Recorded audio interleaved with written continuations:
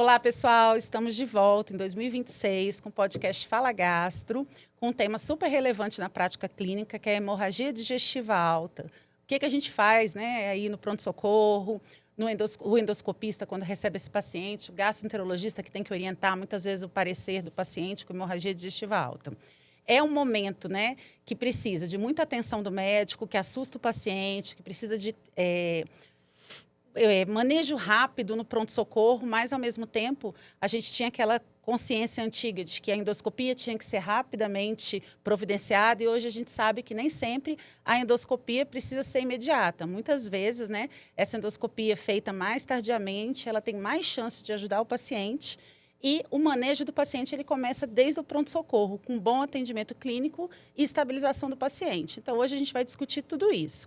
O nosso episódio de hoje é patrocinado pela Sobed DF, a gente agradece muito o patrocínio, e hoje a gente tem esse prazer aqui de receber dois colegas que são grandes amigos, e eu espero que vocês gostem muito do papo de hoje, que é baseado em evidência científica e de conhecimento, né, aí, amplamente importante para todos os gastrologistas, clínicos, hepatologistas, todas as especialidades em geral, principalmente aquelas que atuam no pronto-socorro.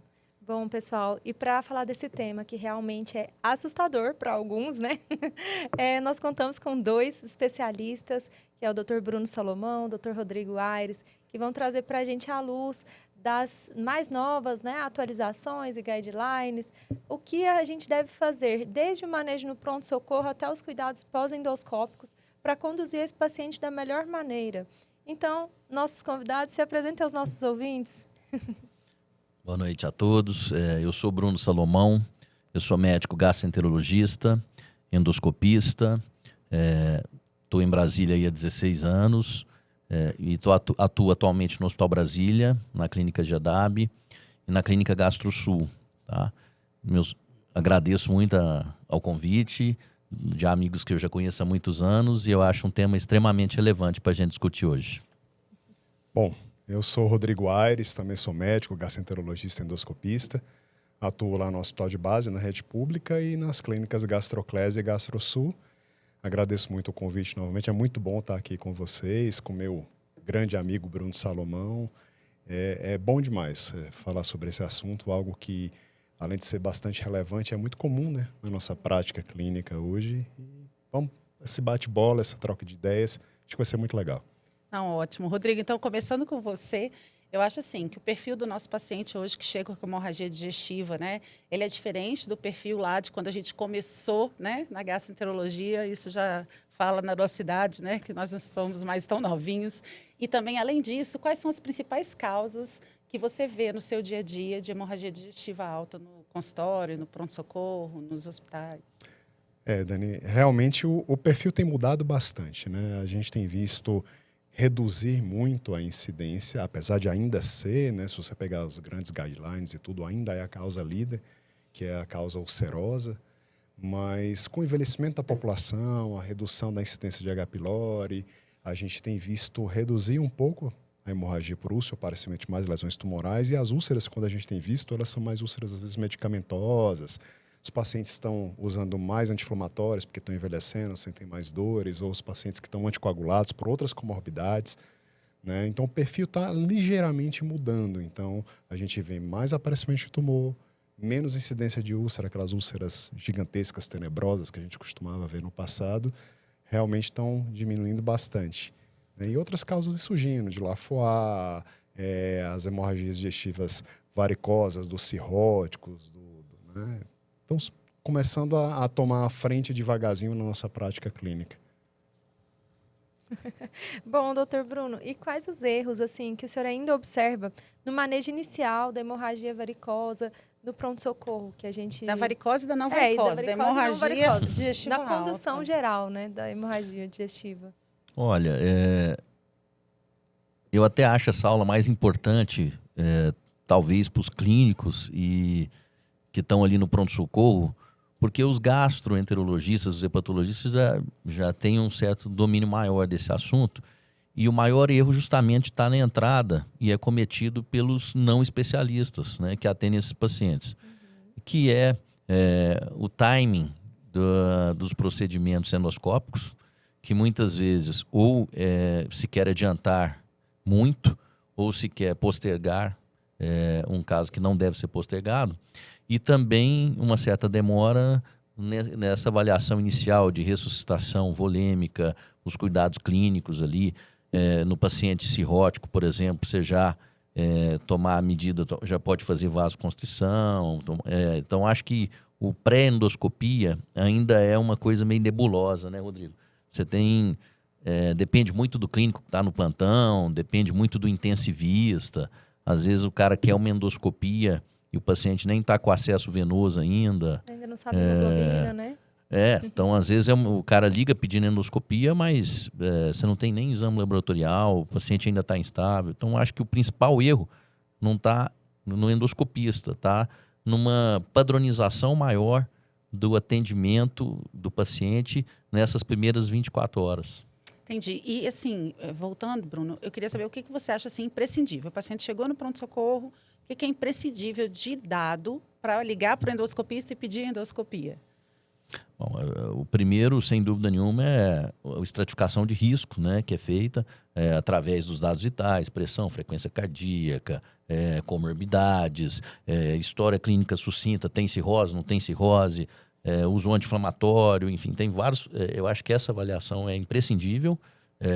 Os exames laboratoriais, que vão, por exemplo, denotar se precisa de fazer transfusão, não precisa, se precisa de às vezes até uma terapia intensiva, porque a gente tem que lembrar que a endoscopia, preferencialmente, ela deve ser feita dentro de um suporte, ou no centro cirúrgico, ou numa terapia intensiva, onde você vai ter recurso para poder entubar o doente, se o doente, por exemplo, vier aspirar, ou às vezes até fazer uma intubação pré-exame naqueles que estão com nível de consciência rebaixo, né?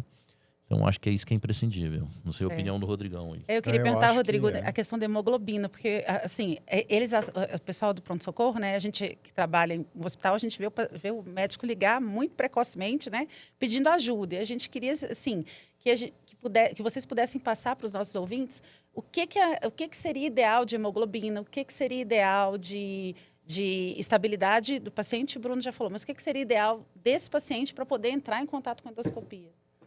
Assim, é claro que a gente tem que sempre enxergar os exames laboratoriais à luz, primeiro, de cada paciente e à luz de onde o paciente está inserido. Né? Por exemplo, se você tem um paciente que tem uma cardiopatia, uma comorbidade maior, a gente vai querer uma hemoglobina um pouquinho maior. Né? Hemoglobina de 8, por exemplo, acima de 8 no cardiopata, ela é preferível. Num paciente que não tem tanta comorbidade, hemoglobina acima de 7 é o que a gente que é preconizado pelos guidelines.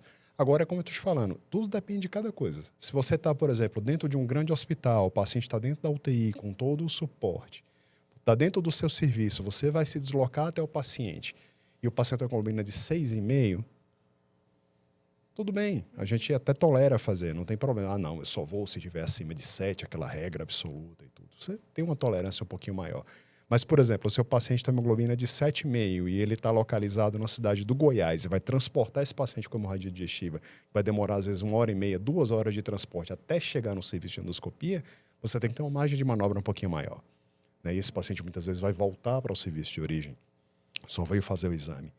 Então, de regra geral, comorbidade acima de 8, né? E se o paciente não tem comorbidade acima de 7. Lembrando que esses valores, eles não são uma regra, eles são um guia, né? A discussão entre o intensivista e o clínico de plantão e o endoscopista que vai realizar o procedimento é que é o fundamental. A gente consegue guiar melhor numa conversa boa de médico para médico. Entendi. Rodrigo, e aí vem aquela pergunta, né? A gente sabe que a gente tem scores que vão auxiliar a gente aí no pronto-socorro para avaliar a gravidade do paciente, aquele paciente que deve ficar internado, que pode receber alta fazendo endoscopia a nível ambulatorial. E esses scores, né, saiu de Glasgow, Blatchford, que eu tenho dificuldade de falar esse nome, e o score de Rocal. E eu queria saber se isso vale mesmo fazer na prática clínica ou se só vale para a prova, porque cai nas provas, mas a gente usa? Assim... Honestamente falando, eu não vejo ser utilizado na prática clínica. Né? Acho até que a gente deveria fazer mais, né, a avaliação pré-procedimento, que é o Glasgow Blatchford, para você avaliar a gravidade do paciente, aquele paciente que realmente precisa ser internado, para fazer endoscopia internado. e aquele que poderia fazer uma endoscopia ambulatorial, né? E nós, endoscopistas, junto com a equipe, fazer o ROCAL, que o ROCAL completo precisa dos dados endoscópicos. Você precisa de parte clínica e parte endoscópica, que aí você já vê o risco do paciente evoluir para óbito com gravidade. A grande questão é, assim, na minha maneira de enxergar, eu não conheço nenhum serviço que vê um paciente com hemorragia digestiva alta e fala, olha, seu Glasgow Blast foi de 1 e você pode ir para casa e faz isso daqui a uma semana, você faz ambulatorialmente. Né? Usualmente o paciente está com sangramento digestivo, esse paciente é um paciente que vai fazer endoscopia dentro de um serviço especializado e que a gente vai internar o paciente e fazer na melhor condição, como o Bruno já falou, na melhor condição possível. Dificilmente a gente vai realmente mandar. Então, assim, não é que os scores são inúteis. Eu acho até que a gente deveria utilizar melhor eles. Mas na prática clínica, eu não sei o que o Bruno vê, Então, a gente não vê fazer. Você até me lembrou um caso de semana passada, de um paciente que ele não tinha nenhuma instabilidade e acaba que a gente faz, a gente não faz ele por escrito, mas acaba que a gente avalia, né? Pressão, frequência cardíaca, nível de hemoglobina, comorbidade, enfim. E esse paciente, ele só tinha melena como um critério. Então, e ele recebeu alta. E aí ele voltou para o hospital depois, porque melena não cessava, né? E ele tinha um sangramento ativo no corpo gástrico por uma lesão não ulcerosa, uma lesão vascular, que endoscopicamente nem era visível. A gente via um sangramento, era um dialoffoat tipo 1B, sangramento por e o cara estava sangrando ativamente e recebeu alta, estava bem clinicamente. Então isso faz a gente questionar um pouco essa questão dos critérios, é o que você falou, acaba que, em geral, não sai sem endoscopia, né? A gente peca pelo excesso, mas pensando no melhor para o paciente. Até porque também a gente não sabe, tem pacientes que, como é que você vai confiar que o cara vai observar em casa, que nível de avaliação que ele vai ter em casa dos sinais de pior ou melhora para ele depois retornar? Acho que fica difícil também, concordo. Eu acho que eles também, não sei se você concorda, Bruno, mas eu acho que assim, como a endoscopia nesses países europeus, nos Estados Unidos, é um procedimento muito custoso, né? Então eles às vezes tentam achar marcadores para que você possa fazer algo que seja menos custoso, digamos assim. Mas para a nossa realidade, e aí eu volto àquela brincadeira que a gente sempre fala, né? O guideline, o que é publicado, não é uma gaiola, ele é um farol. Ele é uma luz que lhe guia, né? Então você tem que adaptar para a sua realidade, adaptar para o que você está vendo. Além do custo da endoscopia, tem a questão que nesses países são pacientes muito melhor orientados, que vão retornar numa situação de gravidade ou de alarme. E aqui a gente às vezes não tem isso. Como você falou, tem paciente que anda 6, 7, 8 horas para chegar num serviço, né, que tem acesso a uma endoscopia. Então, tudo isso tem que ser levado em conta, essa individualização, e a gente não pode ficar simplesmente obedecendo tudo que está no guideline, né?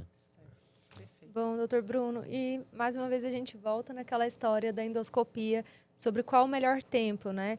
Que antigamente pensava-se quanto antes melhor, mas agora a gente já tem visto que existem alguns grupos de pacientes que têm uma urgência um pouquinho mais, um pouquinho menos de tempo, né? E outros que podem esperar 24 horas, por aí. Então, o senhor pode explicar para nós sobre os tempos da endoscopia? Esse é outro tema muito polêmico, né? Os guidelines, inclusive os mais atuais, que a gente reviu para essa aula, que são aí de 4, 5 anos atrás, 3 anos, o último, falam em 24 horas para hemorragia digestiva não varicosa. Sendo que na varicosa há uma tendência a tentar fazer antes, com 12 horas. Essas horas, a gente sabe que na prática clínica, a gente tem que ver muitas coisas aí. A questão clínica do paciente, a disponibilidade, por exemplo, de fazer o exame num leito de terapia intensiva ou no centro cirúrgico, a disponibilidade do endoscopista, né? São o jejum, que a gente também tem que lembrar que é importante, né? O paciente está em jejum, acho que aí pelo menos 8 horas. Então, assim, antes de 8 horas, realmente, eu não sei a opinião do Rodrigo, mas o jejum é obrigatório para exame endoscópico, inclusive na hemorragia digestiva, né? A gente sabe que existe o risco de aspiração, inclusive pela presença de sangue e se ainda tiver alimento, né? Não sei qual que é a Com opinião alta do Rodrigo. mortalidade. É uma né? coisa que a Não gente respiração. que trabalhou muitos anos aí em sobreaviso e dando suporte de endoscopia no hospital, sempre foi uma briga com a equipe de terapia intensiva, porque eles sempre colocavam assim, eu quero que seja feito agora, o mais rápido possível, porque na cabeça deles, quanto mais precoce, melhor. E aí eu achei muito bom quando a New England fez um estudo exatamente comparando aqueles que eram feitos muito precoces com os que eram feitos dentro do que era preconizado e tudo. E eles mostraram o seguinte, os pacientes que faziam nas primeiras 6 horas morriam mais. Porque essas primeiras 6 horas é o jejum, como o Bruno está colocando, que é importante, mas é o tempo que você tem para estabilizar o doente. É aquele tempo que ele vai ser avaliado pela equipe, terapia intensiva, vai ser feito as medicações que tem que ser feitas antes, é aquele período que ele vai fazer uma hemotransfusão e que ele vai chegar no momento da endoscopia no melhor possível. Porque o grande detalhe é a endoscopia precisa de, não só, lógico, da experiência de tudo, mas você precisa enxergar o que você está fazendo. Então, como o Bruno falou, se você entra num estômago que está cheio de comida e o sangramento não é do esôfago, a primeira coisa, você já dá aquele suspiro e fala, meu Deus, e agora? O que é que eu vou fazer nesse estômago cheio de... Quando é cheio de coágulo já é ruim, mas de coágulo com comida. Então, endoscopia, como o Bruno falou, as primeiras 24 horas a gente sempre vai fazer. Nas primeiras 12, o paciente está muito grave, está muito instável, aquele paciente sangrou pra caramba, fez hematêmese, não fez só melena. A gente tenta encurtar para 12 horas, mas nunca antes das 6. Então, antes de 6 horas, a gente vê que morre muito mais. Então, E tem a questão das medicações, por exemplo, no cirrótico, você já pode fazer a telepressina antes de começar, né? Eu acho que já é preconizado, inclusive, no Com Baveno. certeza. Então, e às vezes você vê, o cara pede endoscopia e nem fez ainda a telepressina, um cara cirrótico, tá lá sangrando. Enfim. e aí, quando saiu esse estudo, o intensivista ligava querendo fazer... Aí eu mandava o estudo para ele, falou, olha, tem que ser mais de 6 horas. Aí começou a apaziguar. Faz a telepressina, estabiliza. E Aí era começou a essa- apaziguar. E era essa a próxima pergunta que eu ia fazer para o Rodrigo, né? E o Bruno já falou da terlipressina, mas assim, a terlipressina, sempre que o paciente tem história de hemorragia digestiva com hipertensão portal, deve ser usado em bolos, né? E depois mantém em bomba de difusão, não precisa esperar a endoscopia, né? Para dizer que é por varizes. E aí vem uma outra dúvida, que eu ia perguntar para o Rodrigo. E quando começar o IBP e o procinético, vocês orientam usar antes do exame? Aí vamos para algumas polêmicas, né? Porque assim, a literatura, quando você vai estudar mesmo, eles falam o seguinte, IBP não diminui mortalidade. Então eles já criticam o uso do IBP por conta disso. Eles dizem que você pode diminuir os estigmas de alto risco de sangramento pelo uso do IBP. Eu penso um pouco diferente, assim. A gente sabe que quando você tem um sangramento não varicoso, por exemplo, um sangramento ulceroso, alguma coisa, e você eleva o pH do estômago acima de 4, você inativa a conversão de pepsinogênio em pepsina. Então, você diminui o efeito cloridopéptico que está ali lesionando aquela área exposta da úlcera. Quando você eleva acima de 5,5 pH, e a gente só consegue isso com dose mais alta, infusão contínua de BP, você melhora a adesão plaquetária. Então, diminui a chance de sangramento. Eu não vejo, assim, como a gente vai fazer endoscopia nas primeiras 24 horas, eu não vejo motivo nenhum para você não fazer IBP, sabe? Eu não fui exposto a nenhuma situação, não sei se o Bruno... Eu acho que a única questão é no cirrótico, que eles falam, se for varicosa, que pode precipitar encefalopatia. Tem algum estudo que mostra isso, se não me engano, se você usar. Eles falam muito do maior risco de pneumonia em idosos, né? Mas Temor assim, do pH. eu concordo com o Rodrigo, porque tem a questão da estabilização do coágulo, né? Se tiver ácido no estômago, o coágulo também ele fica mais instável, né? Quer dizer, acho que todo mundo faz. E tem o nível de recomendação, assim, é preconizado nos guidelines, apesar de nível de recomendação não ser muito forte, né? Mas, ele enfim. fala o seguinte, se a endoscopia vai atrasar, eles recomendam você utilizar. Né? É interessante isso. Não Então, tem assim, muito nível de evidência, né? Não. Mas é difícil, né? Você não usar, principalmente para o médico que está lá no pronto-socorro. Bom, eu vou estabilizar o paciente, vou repor bolsa de sangue, volume, né, de acordo. Mas vou começar também o omeprazol. Eu Mas, acho Dani, que é muito difícil eu acho não assim, começar. é a mesma coisa da eritromicina. Né? É claro que nem todo serviço vai ter eritromicina venosa, etc, etc. Né? Mas assim, é igual a eritromicina, não diminui mortalidade. Mas só quem já entrou num estômago cheio de sangue sabe o quanto ajuda você fazer um procinético antes. Agora, o problema é que nós não temos acessível, né? No Brasil, eu acho que não tem eritromicina endovenosa. Só oral. É. Então, Mas aí acho que valeria É. a pena fazer, de repente, uma Um outro Coazil, procinético, um outro sim. procinético. Um outro procinético, eu sempre falo, como a gente não tem, falo, ó, faz um procinético. Ajuda. Diminui mortalidade? Não. Ajuda. uma coisa que eu acho que não tem ainda publicado, mas agora, com essas bombinhas de água que a gente tem na endoscopia, eu vejo um grande ganho endoscópico. Para mim, mudou. Principalmente quando o estômago tem coágulo. É uma mudança. Se você tem a bombinha da água, você acha a lesão. Impressionante. Não só na alta, como na baixa também, né? Na hemorragia diverticular. É uma coisa que faz toda a diferença para mim hoje, é bombinha d'água. O único risco que tem da bombinha d'água é que se você tem que estar insuflando e aspirando, porque senão você enche de estômago, o paciente vomita, broncoaspira. Então, se você precisa lavar muito e às vezes é melhor assegurar a via aérea do paciente do que você...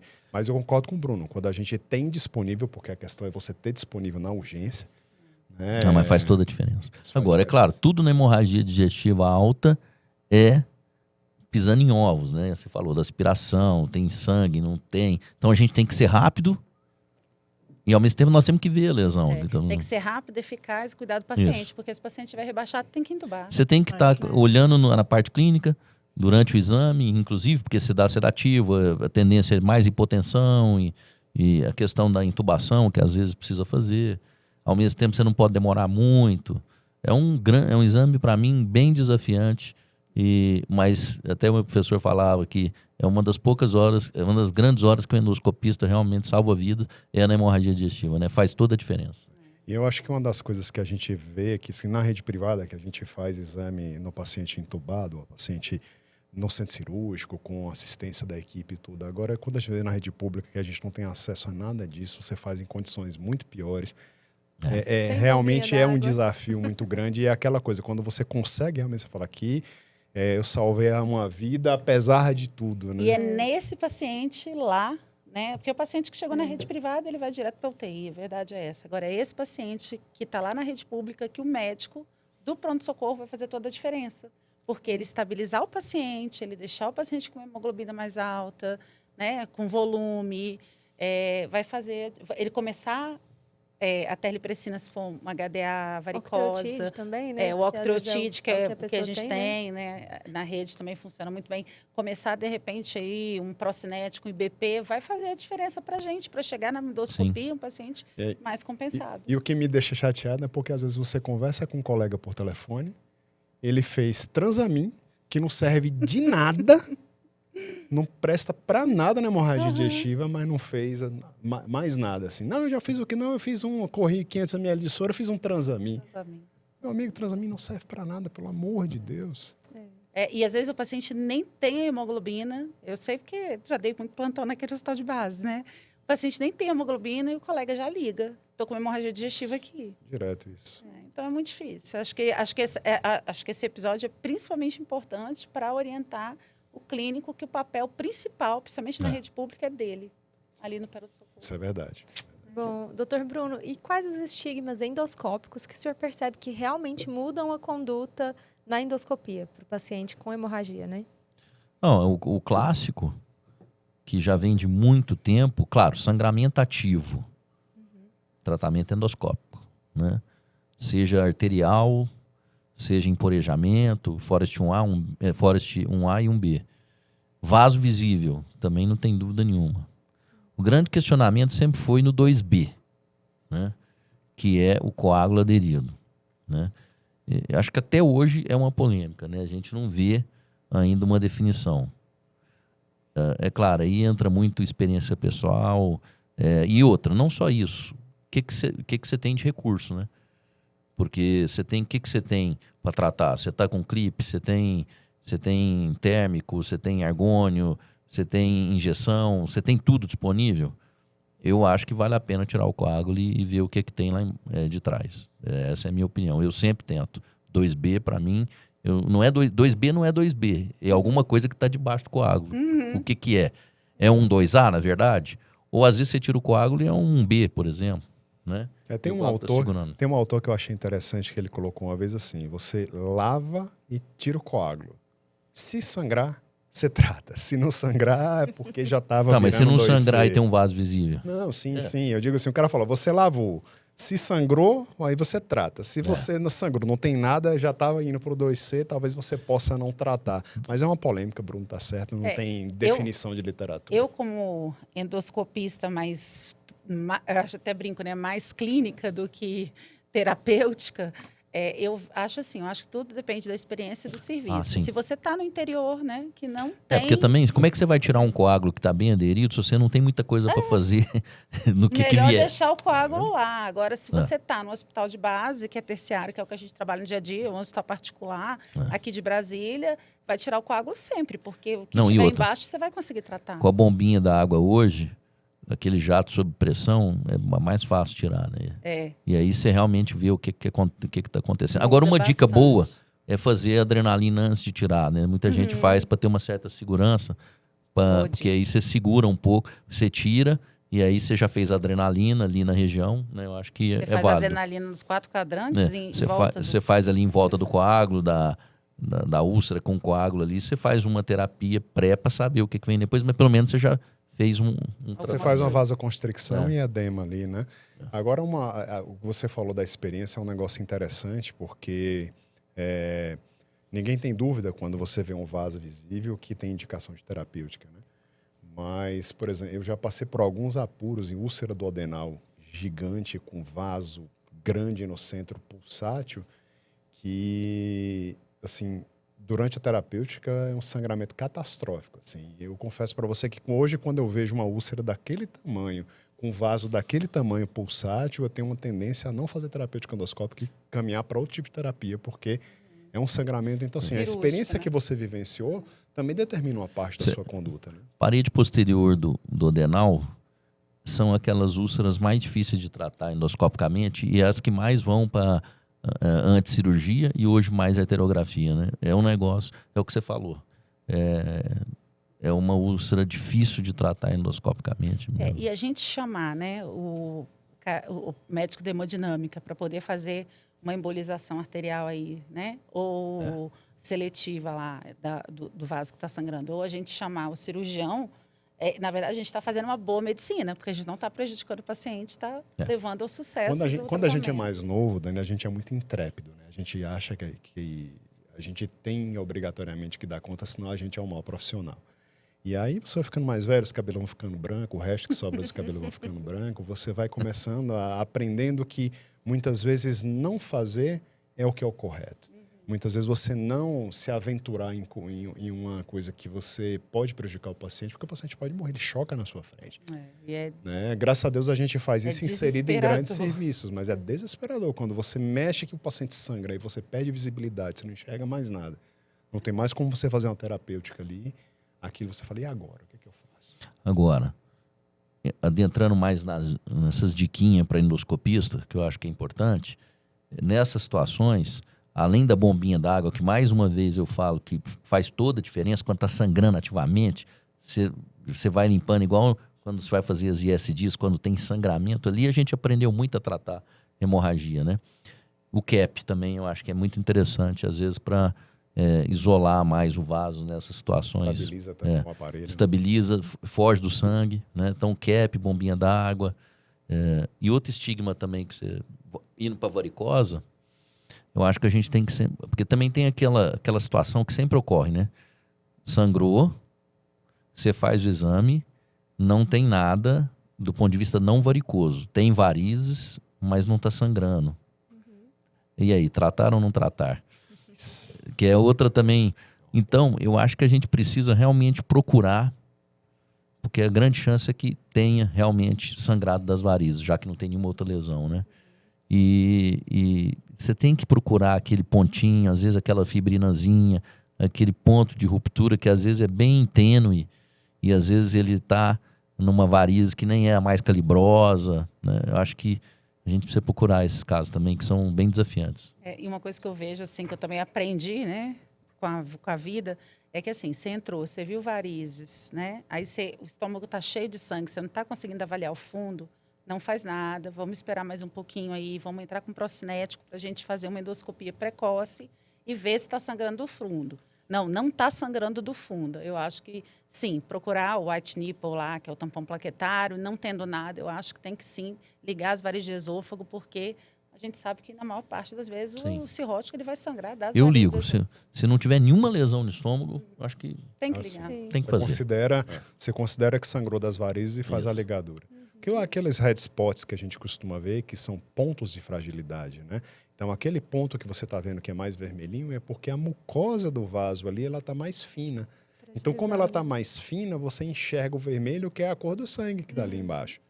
Então, já tem um ponto de fragilidade no vaso. Você entrou, não viu aquele tampão plaquetário, né, clássico, que está lá. Você não conseguiu ver. Não tem nenhum outro foco de sangramento. Pode ser um de lá fora? Até pode. Mas é raro também, muito sem ver difícil, lesão, né? Então, você vai fazer a ligadura dos vasos, partir do pressuposto que está ali e tratar. Né? Isso é que é... E aí, agora, eu queria perguntar para o Rodrigo, a gente falou já aqui, né, nesse bate-papo, o Bruno falou sobre um monte de possibilidades terapêuticas, mas o que a gente usa na prática, né? Esclerose, clipe, o que a gente tem e quando, mais ou menos, usar cada coisa? Porque eu acho que para a gente que está ali no dia a dia é fácil, mas para o endoscopista que está começando, para a Ana que está saindo agora e vai pegar aí hemorragia digestiva sozinha, o que a gente tem de arsenal terapêutico e quando usar cada coisa? Eu acho que tem... A primeira coisa que eu gostaria de deixar de mensagem para os novos endoscopistas, assim, trabalhe com aquilo que você conhece. Se você, por exemplo, nunca manuseou um Golden Probe na sua vida, não é numa situação de urgência que você vai se aventurar a utilizar um Golden Probe. Se você tem outra coisa que você está mais... É claro, se você não tem, não tem. Você vai usar o que você tem. Né? Mas vamos partir do pressuposto de que eu tenho tudo. Eu estou num serviço que eu tenho absolutamente tudo à minha disposição, no mundo ideal. Né? Então, a gente vai fazer sempre 2 métodos.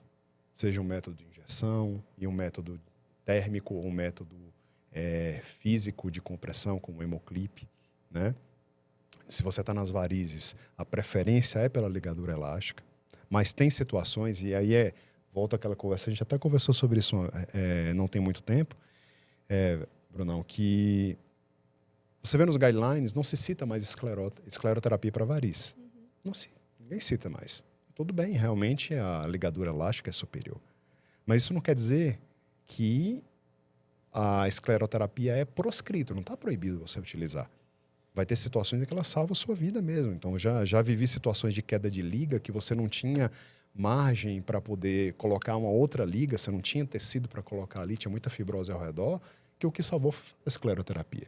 Então, você tem que estar afim. Mas vamos voltando para a pergunta que você fez. Se você tem um sangramento varicoso, você vai utilizar a ligadura elástica, que é o principal.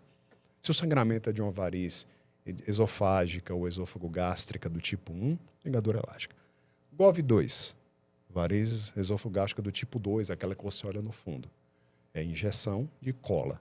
O que tem no nosso meio? O cianoacrilato. Né? N-butil, N-octil, é o cianoacrilato, que é o que a gente vai utilizar.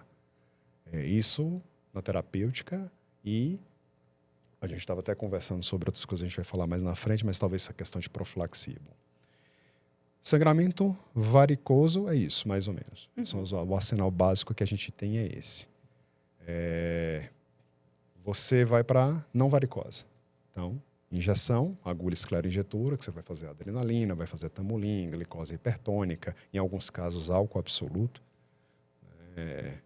Podem ser utilizados na injeção. O hemoclip, que você vai colocar, e aí tem gente que prefere colocar hemoclip primeiro, porque quando você injeta a agulha, injeta no tecido, você pode perder um pouco a visão. Tem gente que prefere injetar primeiro, como o Bruno falou, para poder diminuir um sangramento e você conseguir colocar com mais precisão. Quando você tem a bomba injetora, às vezes você consegue colocar com mais precisão o clipe, porque você está enxergando. Método térmico, o Golden Probe, Tem situações específicas que você pode utilizar, aquelas úlceras mais profundas e tudo, você é melhor porque o clipe não pega muito bem. Então, o método térmico você tem que saber utilizar, você vai fazer a queimadura ali do vaso e você, depois, se você não tomar cuidado, injetar um pouquinho de líquido ali, ele gruda no vaso, aí você puxa, ele sangra todo de novo. Então, tem alguns pequenos detalhes. Argonplasma numa angiectasia ou alguma coisa que possa estar sangrando vai ajudar, um gave que está sangrando por ali. E os métodos mais novos. Então, assim, não, deu um sangramento varicoso, eu não consigo controlar com nada, eu vou botar uma prótese metálica autoexpansível. Beleza. Hoje é muito preconizado. Eu não tenho prótese metálica, é muito caro, eu não tenho à minha disposição. Eu tenho um balão de Sangstein Blackmore. Beleza, uma ponte boa. Você vai passar o balão, que é o que você tem ali no seu método. Não, um sangramento tumoral difuso, eu não tenho o que fazer. Faz o pó hemostático, né, o hemospray. Ele vai parar o sangramento temporariamente, é o tempo de você fazer uma radioterapia hemostática. Não, é uma lesão mais profunda, eu só tenho um over the scope, um clipe de base ampla, né? Você vai utilizar o que você tem. Então, os métodos todos funcionam bem, desde que você saiba como utilizar e desde que você esteja utilizando para o paciente certo no momento certo. Nem sempre a verdade vai ser absoluta para todo mundo. Né? Então, a experiência vai falar. Tem momentos que você fala, não, nesse paciente aqui, nessa posição, é melhor utilizar tal acessório. Certo. Não sei o que o Bruninho podia complementar aí. Não, nada, eu acho que é isso. Assim, agora lembrando, né, dos grandes períodos que eu já trabalhei com os dois, né, em mesmo plantão, mas um dos períodos que eu já trabalhei com o Bruno lá no base, que a gente não tinha clipe, a gente fez uma ligadura de um de Lafoire. Então, assim, a gente também improvisa, né? Tem momentos que a gente improvisa. Sei se foi você que uma vez também não tinha nada e o paciente estava sangrando de uma varizes de fundo. Eu não sei se foi você que o cara botou um clipe numa varizes de fundo. Não, e botou um clipe e parou o sangramento. E teve tempo de fazer depois. Assim, é claro que ninguém está dizendo aqui, pelo amor de Deus, fique registrado que eu não estou indicando fazer hemoclipe para varizes de fundo. Mas muitas vezes o endoscopista improvisa. Mas no desespero, você usa o que você tem. A gente, às vezes, poxa, quantas vezes a gente fala assim, agora o que eu vou fazer? Eu não tenho aqui. Você fala, me dá um clipe, acabou. Você fala, e agora, o que eu vou fazer? E tá sangrando. Tá sangrando, tem que fazer alguma coisa. Então, eu lembrando desse momento, né? Como também já tive vários momentos com o Rodrigo, né? De pedir ajuda, meu colega vem cá me ajudar. E aí, a gente sempre tentar fazer o melhor que a gente tem para o paciente. Nossa, uma vez eu passei um apuro, Dani, no paciente que tinha uma úlcera de pequena curvatura com vaso visível e não tinha clipe. E ele estava aquele babando, eu injetei e continuou babando e tinha um Golden Probe lá. Eu resolvi utilizar esse Golden Probe, mas a posição estava ruim, porque você não conseguia utilizar ele de uma maneira que você jogasse líquido para ele descolar enquanto você estava queimando. E aí eu queimava, quando eu ia tentar tirar, soltava e sangrava. Rapaz, eu vou dizer para você, foi aquela coisa que eu falei assim, nunca mais eu prefiro injetar, deixar sangrando, fazer outra coisa do que usar o Golden Probe ali. E assim, é uma coisa que eu já usei outras vezes e que foi maravilhoso. Então, naquele caso específico, foi muito ruim. Né? Nada vai ser verdade absoluta para tudo. Não existe, não tem. E eu lembro uma vez também, num plantão, que a gente fez uma injeção de cianacrilato e na hora de tirar a agulha não veio, estava presa. E aí? Não. Você vai rasgar a variz? E aí começamos a injetar água e aí o troço soltou. Então, assim, tem horas assim que eu acho que é tipo o dia ruim do endoscopista, né? A gente passa uns apertos. E não tem nada escrito, faça isso para aquilo. A gente tem guideline que orienta, mas eu acho que ali no dia a dia... É por isso que nos congressos a gente tem aquele assim, meu dia terrível, né? Todo mundo tem um dia terrível para contar de alguma coisa. E muitas vezes o dia terrível, a maioria das vezes, é muito relacionado a corpo estranho e hemorragia digestiva. Né? Com certeza. São duas situações que realmente desafiam e por mais que existam os guidelines, sempre é muito individualizada ali. E tem que ter, claro, a experiência eu acho que ajuda demais nessas situações. E não desanimando os endoscopistas que estão saindo agora, porque a experiência a gente só pega na prática. E isso eu tenho que agradecer os dois colegas, porque os dois me ajudaram muito nessa endoscopia terapêutica aí, que é o dia a dia mesmo, e a gente é pedindo ajuda, ligando, entrando em contato, às vezes indo, eu estou com um paciente aqui, mas eu queria fazer a endoscopia dele no hospital de base com o doutor Rodrigo. E ele ligar e falar, doutor Rodrigo, você está de plantão? Estou indo para ir com o paciente. E é isso. Bom, e assim, fizemos a endoscopia, fizemos uma terapêutica, o paciente na hora parou de sangrar, mas de repente voltou a sangrar. E agora, a gente repete a endoscopia, a gente chama o endovascular para uma terapia, né? Fazer uma terapia endovascular, ou a gente chama o cirurgião. O que que a gente faz, doutor Rodrigo? Ou a gente reza. De novo, cada caso é um caso. É. Né? Mas a tendência é sempre repetir a endoscopia. Né? A gente sempre tenta uma segunda terapêutica antes de encaminhar para um outro método. Apesar de que a tendência do mundo todo é indicar até outras terapêuticas cada vez mais precoces, né? Mas, de modo geral, você faz uma segunda tentativa de terapêutica endoscópica, só depois você vai chamar o endovascular ou o cirurgião, depende de cada serviço. Né? De regra é isso. É claro que se você tem um paciente cirrótico, gravíssimo, né, fez um sangramento catastrófico, você, né, teve uma dificuldade gigantesca de controlar e assim demorou um tempo para você conseguir controlar aquele sangramento e ele ressangrou, a tendência do endoscopista que fez é falar, cara, ó, se sangrar de novo, chama o vascular, vamos fazer um outro método, fazer um TIPS, ou fazer alguma coisa nesse sentido, porque realmente foi muito difícil, foi muito complicado. Então é tudo muito individualizado, mas de regra geral a gente tenta uma segunda vez, né? Acho que o endoscopista é um bicho meio orgulhoso, né? A gente, não, eu vou dar conta, a gente tem que fazer. Então tem um pouco disso também, mas acho que de regra é isso, né? Mas ter a noção de que chamar o médico, o colega de outra especialidade também não está errado e às vezes a gente tem que recorrer mesmo, né? Não ficar... A gente tenta de novo, porque a gente é persistente, é brasileiro, não desiste nunca. Mas tem horas que Mas está escrito assim nos guidelines mesmo, que você vai fazer uma segunda tentativa, e ainda é hoje o preconizado nos guidelines, é uma segunda endoscopia. Mas assim, de novo, volto a dizer, guideline não é gaiola, ele é farol. Ele ajuda a te guiar. Vai ter uma situação em que você vai falar, não, aqui não é para eu tentar de novo, aqui é para eu chamar outro colega e não está errado, não é orgulho, você não é um profissional ruim, você não é um endoscopista pior porque você pediu ajuda. Não, é isso aí mesmo. O importante é o paciente, sempre. Eu acho que quando você tem um ressangramento, é importante a opinião do primeiro endoscopista, às vezes é você mesmo ele, quer dizer, qual foi a impressão? Ele acha que é uma coisa que dá para resolver ou ele já no primeiro exame viu que era uma situação muito complicada? E eu acho que também é importante, mesmo fazendo a segunda endoscopia, já nessa situação você já tem que colocar o radiologista intervencionista ou o cirurgião na jogada, porque aí já é uma situação que pode caminhar, né?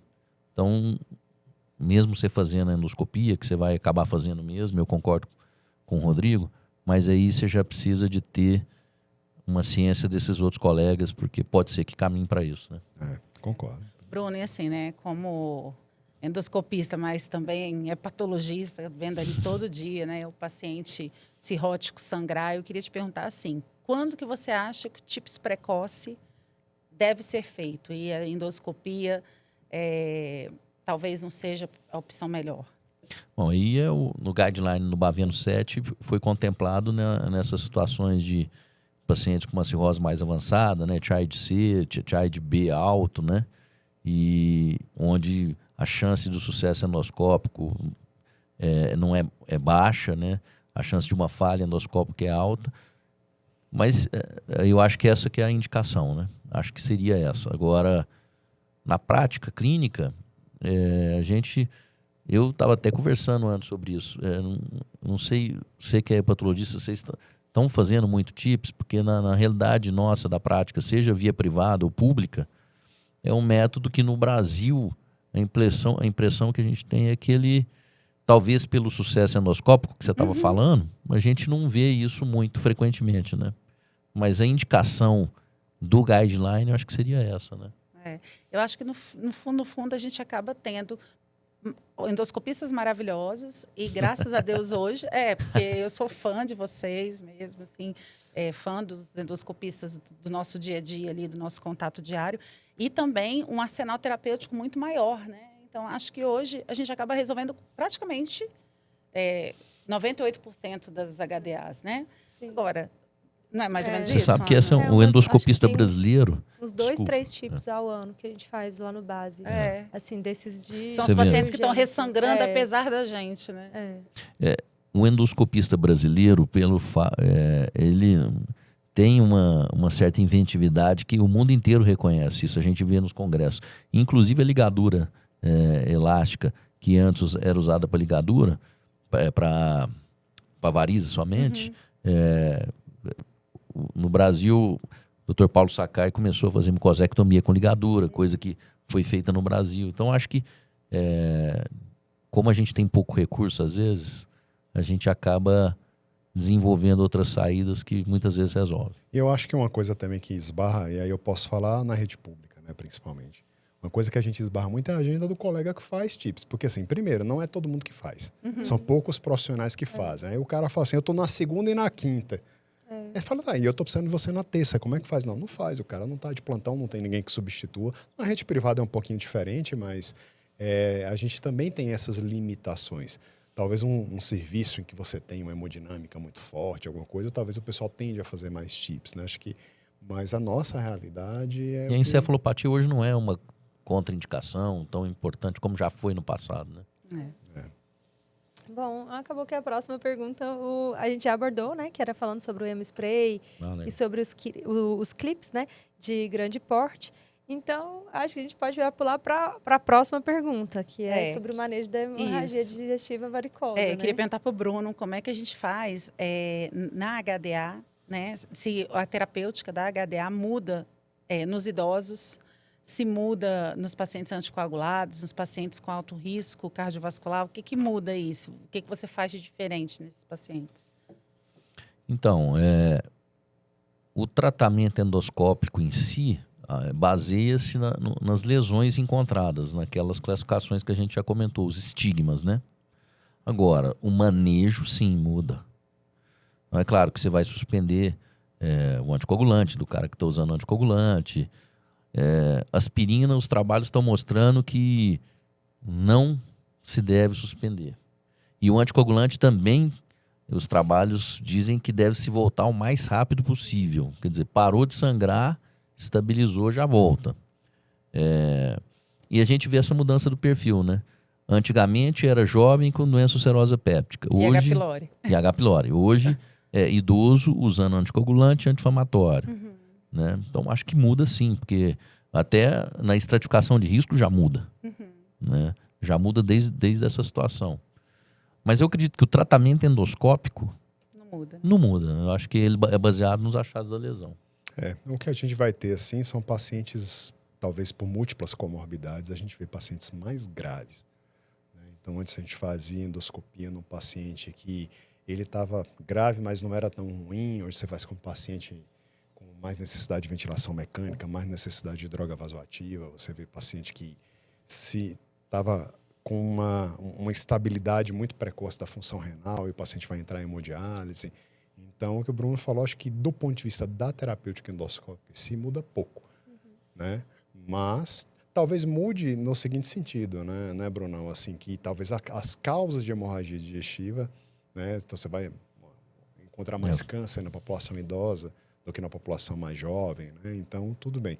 Mas do manejo em si, da técnica endoscópica, acho que muda pouco. Agora, o paciente muda muito. Tem mudado cada vez mais, né? Bom, e agora em março nós vamos ter a nova edição, né, do Baveno 8.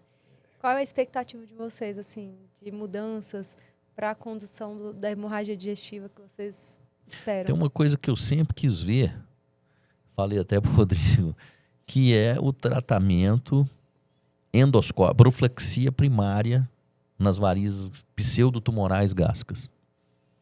Até hoje não é contemplado esse tipo de tratamento, né? Agora, aqueles pacientes com aquelas varizes realmente muito grandes, de fundo gástrico, tem muita gente fazendo profilaxia primária com tratamento endoscópico, colocando cola, colocando coil, né?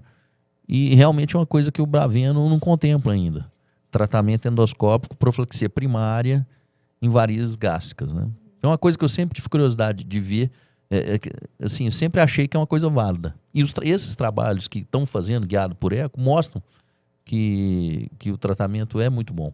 E a outra coisa é o hemispray, que não entrou ainda em nenhum caso de varizes gástrica, principalmente, né? Eu já fiz uma vez, naqueles casos que tem aquela sangueira toda no estômago, você não consegue ver nada, pô, você faz ali um hemispray, não tem contemplação ainda, quer dizer, a gente faz totalmente off-label, mas é uma coisa que realmente eu fico pensando.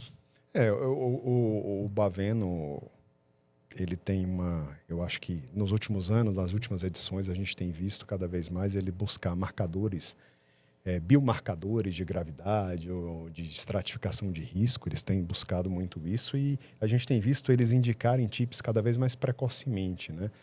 Eles têm falado mais de medida de gradiente de veia-porta. Eu acho que, assim, a gente tem visto muito o Baveno caminhar nesse sentido, né? E cada vez menos focando mais na parte endoscópica, no tratamento da hemorragia, assim. Eu não acho que vai ter grandes mudanças nesse aspecto. Acho que não. Apesar de eu ter curiosidade de ver essas coisas, acho que... a impressão que eu tenho é essa. Eles estão... o Baveno tem caminhado muito para esses métodos não invasivos, elastografia, por exemplo, uma coisa que... droga também, carvedilol, mas realmente no tratamento endoscópico, a única coisa que teve, eu lembro que não foi nesse último, não sei se foi no sexto, que contemplou a prótese metálica, né? Uhum. Que falou da prótese metálica, acho que foi no 2015 ou 2016. Como uma opção, enfim. Certo. E aí, aproveitando que a gente está chegando no final desse bate-papo, que, como sempre, super enriquecedor, a gente só agradece, eu queria que vocês aproveitassem e deixassem uma mensagem. Eu acho que tem que deixar uma mensagem para 2 médicos diferentes. Aquele médico que está ali no pronto-socorro recebendo o paciente com hemorragia digestiva e para aquele médico que é chamado, né, para fazer a endoscopia desse paciente com hemorragia digestiva. O que vocês deixariam de mensagem para esses pacientes? Para esses pacientes, não, para esses médicos. Eu vou começar, então. Eu acho que eu vou falar para o médico do pronto-socorro. Então, você fala para o colega que vai fazer o procedimento. Pode ser? Bom, primeira coisa que eu queria dizer para o colega que está ali no pronto-socorro é o seguinte. Eu sei que assusta. Assusta mesmo. Hemorragia digestiva é algo que assusta demais. Mas é nessa hora que você precisa manter a calma. É nessa hora que você precisa colocar em prática tudo que você estudou. A endoscopia você vai pedir. Tá? Calma. A gente vai fazer. A gente vai ajudar. Mas não negligencie a estabilização clínica e hemodinâmica do seu paciente. Né? Faça o que tem que ser feito. E chame o endoscopista quando você estiver nas melhores condições possíveis. Se não está conseguindo estabilizar o paciente adequadamente, aí é outra situação. Mas a gente precisa... É ao vivo, né? É ao vivo, pro pessoal. Mas a gente precisa de você. A gente precisa que você faça bem a sua parte para que a gente possa fazer bem a nossa. Pessoal, desculpa. Relaxa. Bom, Pelo menos a música era boa. Eu adoro Coldplay. Então, a minha mensagem final aí pro endoscopista é o seguinte: hemorragia digestiva, endoscopia é uma ferramenta fundamental, mas não é tudo. Então, oriente bem o seu clínico, oriente bem o seu intensivista, trabalhe em equipe, tenha sempre o cirurgião, o radiologista intervencionista sempre em contato, né? Faça sempre discussões multidisciplinares e faça o exame, se possível, dentro de uma condição de terapia intensiva, de monitorização importante, seja no centro cirúrgico, seja na UTI. Procure, sempre que possível, ter o arsenal endoscópico maior possível, né? Procure sempre checar o carrinho, checar os acessórios, tem clipe, tem agulha, tem argônio, enfim, tem ligadura, tem hemospray, se possível. Então, assim, procure se armar e tenha calma na hora do exame, uma calma rápida, quer dizer, você precisa, você não pode enrolar muito, tem que estar atento à parte clínica, mas você tem que achar a lesão, então para isso você precisa ter uma calma. Tente limpar o máximo que você puder, use bomba d'água, use cap, use o que você tiver disponível e tente, nesse primeiro exame, já fazer a terapêutica endoscópica. Se teve melena, se instabilizou, realmente é porque sangrou. Então, entre no exame procurando uma lesão. Não entre achando que não vai ter nada. Entre com a ideia de que você vai encontrar uma lesão. Sempre com o olho atento entre as pregas, procurando distender as pregas. Eu acho que é tentar resolver o problema. Agora brincadeira, né? Entre com sangue nos olhos, com aquela perspectiva de que você vai achar de onde está sangrando e vai tratar. Manter a calma nem sempre é fácil, porque realmente é uma situação. Mas É nessa hora, naquele momento que você está tranquilo, que você respira fundo, às vezes você acha a lesão e você consegue ter sucesso. Às vezes é um breve momento e aquilo faz toda a diferença, né? Bom, doutores, então eu quero agradecer pela presença de vocês, pela disponibilidade de estar aqui conosco, compartilhando conhecimento com os nossos ouvintes. E realmente é isso, né? A mensagem que também fica para os nossos ouvintes é que vocês tenham calma, mas também ajam com um protocolo estratificado. Colha uma boa anamnese, estabilize o paciente, inicie drogas se for necessário e depois realmente ligue para o médico, né? Ligue para o endoscopista. Mas já tenha seus sinais vitais estabilizados, já tenha uma hemoglobina colhida e realmente a endoscopia ela vai ser necessária, mas se ela for precoce, ela pode ser mais maléfica para o nosso paciente do que benéfica. Então, respeite os tempos, que tudo vai dar certo. E assim, mais uma vez, a gente chega no final, né, acho que como o tema de abertura de 2026 foi maravilhoso, porque é um tema crítico, tanto para quem está lá no pronto-socorro, quanto para quem está na endoscopia. A gente só tem a agradecer o Bruno, o Rodrigo, porque super colaboraram aí com as informações baseadas em guidelines, em evidência científica e principalmente, né, na prática clínica, porque a gente pode dizer que vocês têm muita experiência com endoscopia. E eu queria também agradecer, né, não só os ouvintes que estão de novo com a gente aqui em 2026, mas também a Sobed por ter patrocinado o nosso podcast. E, mais uma vez, eu peço para que, se vocês estão gostando do nosso conteúdo, sigam a gente, aí a blogueira, né? Sigam a gente, aperte lá o sininho, né?